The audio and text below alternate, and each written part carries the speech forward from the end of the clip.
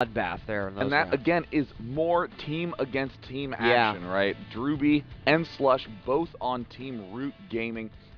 Extremely good players. I mean, Drewby has always really been in tip-top form. Slush has had kind of a tumultuous career as a Zerg player. He had kind of got in the rut that many Zergs did, where they felt obligated to all in a lot of their games.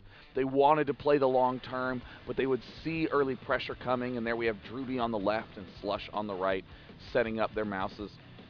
But yeah, a lot of Zergs would feel that pressure and just think, well, I have no option but to try to win in the next minute. But Slush has completely reworked his Zerg. His ladder rating has been skyrocketing, and he is just absolutely rolling over many good Terrans in tournaments like Spades, or in this one, he has had an extremely strong path in the loser's bracket.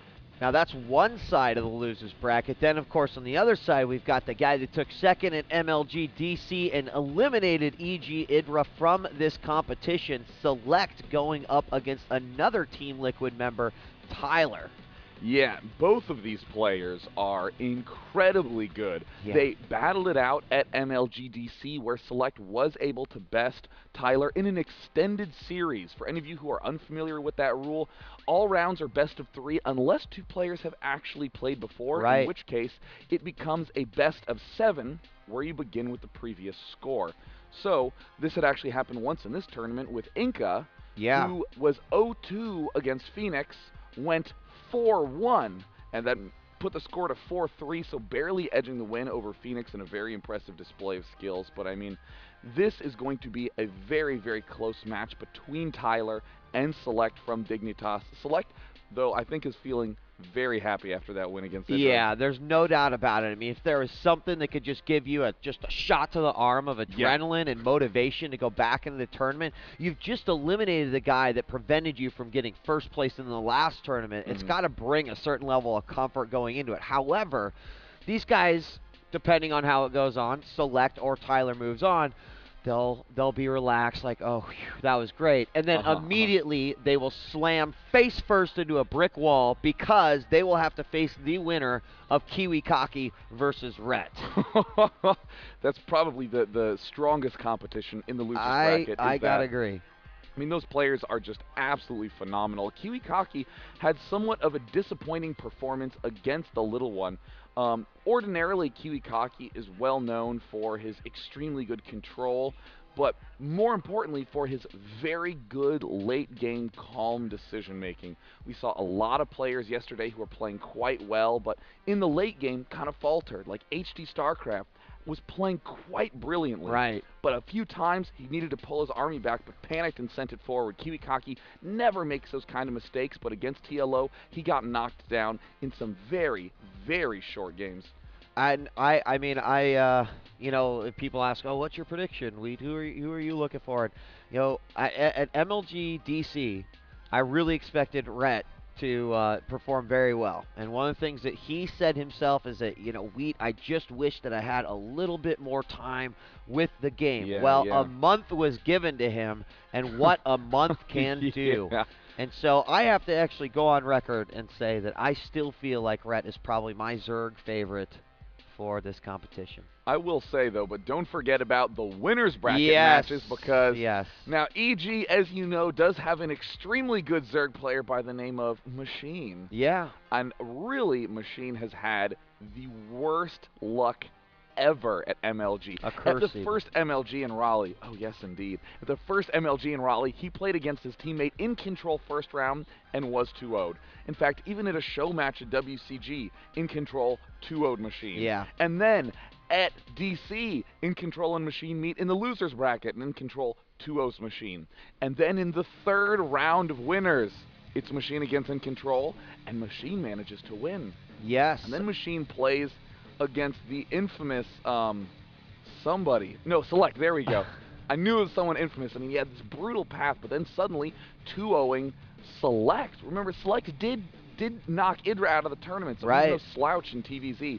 And then proceeds to defeat Slush. And now he is here in the semifinals of the winner's bracket against TT1.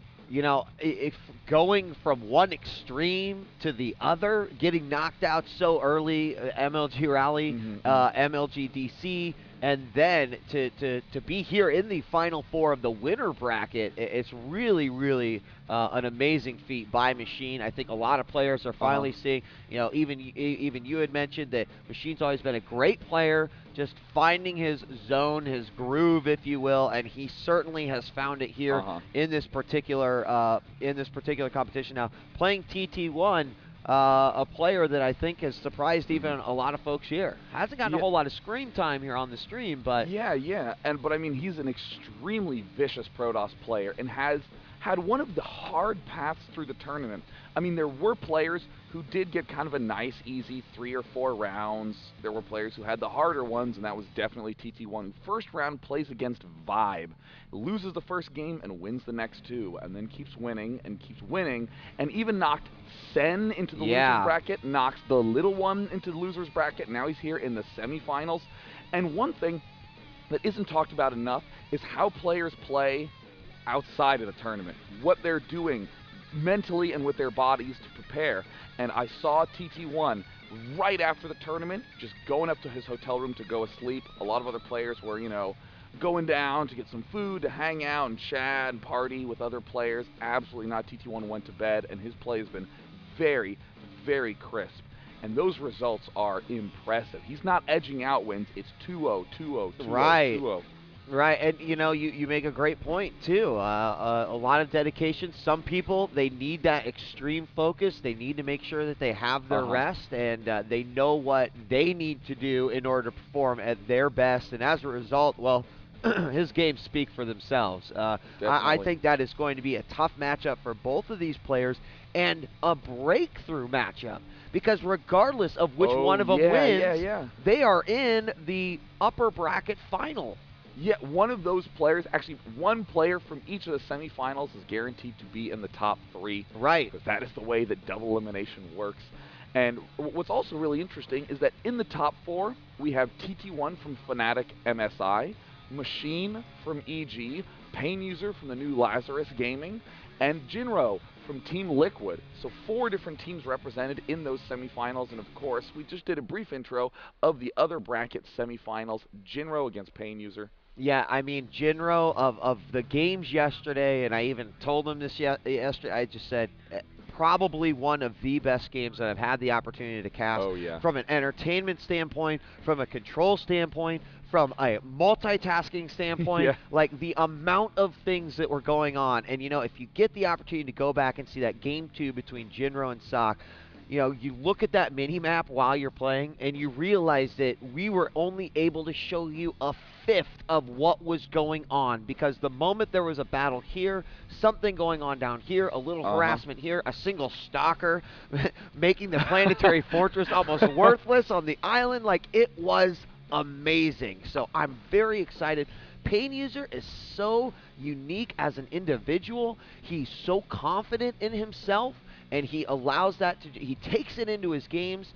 Jinro, on the other hand, of course, the first time that many of us had the opportunity to really see him. What are your thoughts on a matchup like this? It's going to be a weird game, no doubt. I mean, I don't think either of these players is known for being super calm and standard by any means. Right. I mean, Jinro, we've even seen games of him against Slayer's Boxer on the ladder where Jinro opens ghost rushing. He ghost rushes because he uses the snipe to pick off Marines, and if there's any Banshees coming, he doesn't get turrets. He doesn't waste any mules with scans. He just EMPs the Banshee right underneath it and then just picks it off, because people don't give enough credit for the ghost of how much damage it does against the Banshee.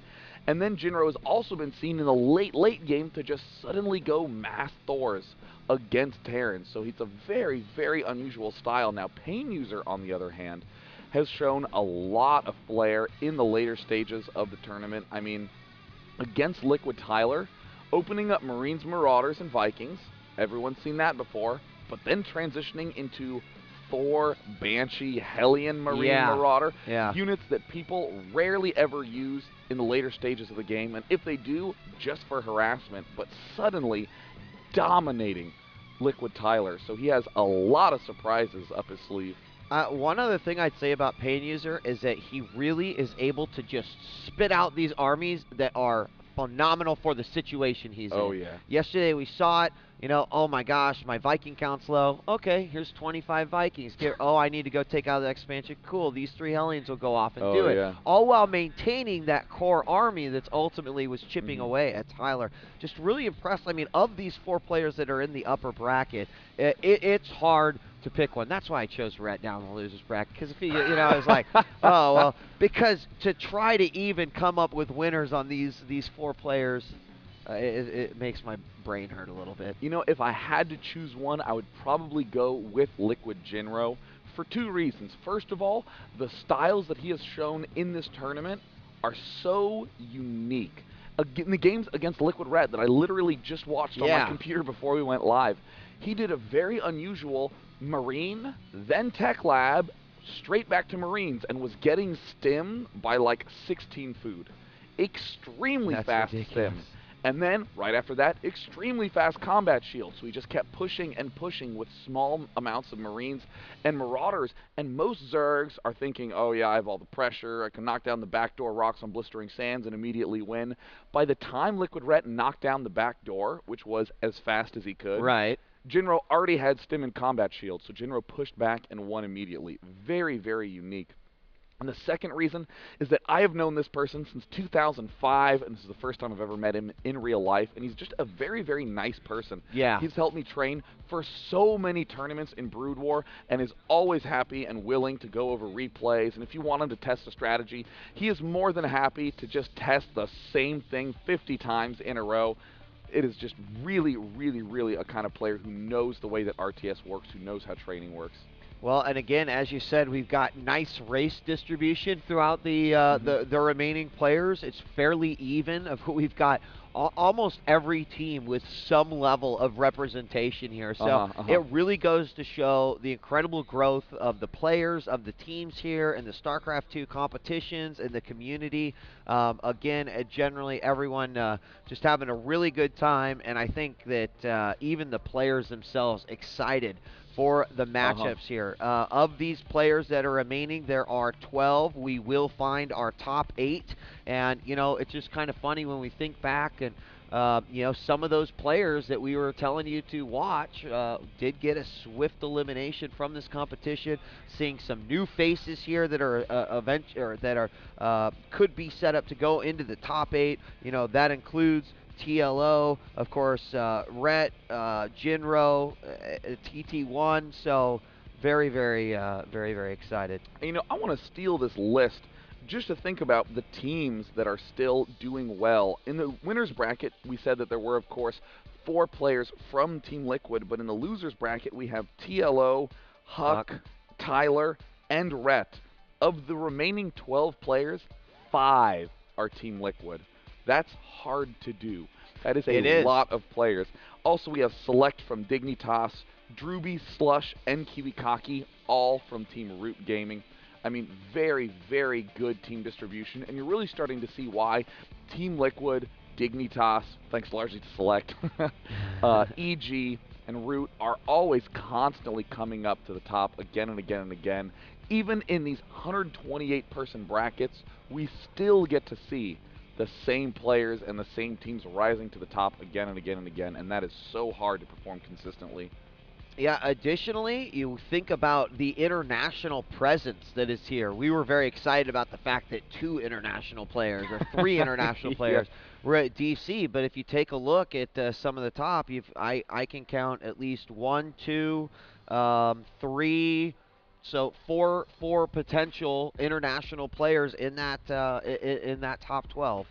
So very, very, very, very impressive by the international field. Of course, StarCraft 2, obviously a global arena with the wide variety of players, whether it be from Europe, North America, or Asia. Hope to see a growth that continues in that fashion because there are so many great players out there, and we got a lot of them here at MLG Dallas. Absolutely. So without any further ado, it looks like the